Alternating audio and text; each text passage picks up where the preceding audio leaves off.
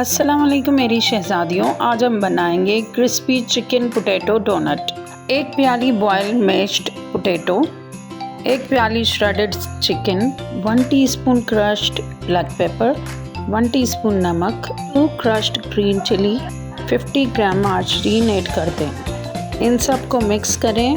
शहज़ादियों, views के साथ मेरे चैनल को लाइक भी किया करें। अच्छी तरह मिक्स करने के बाद आप डोनट स्टाइल कबाब बनाएंगी।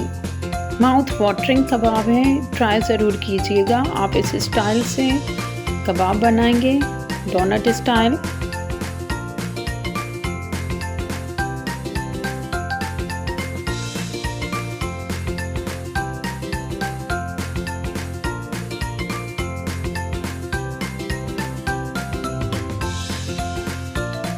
जब कबाब रेडी हो जाएं, एक पैन में ऑयल ऐड करें।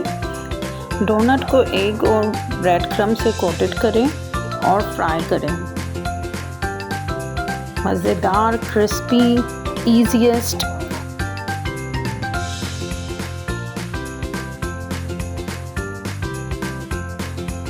चिकन पोटैटो डोनट रेडी है।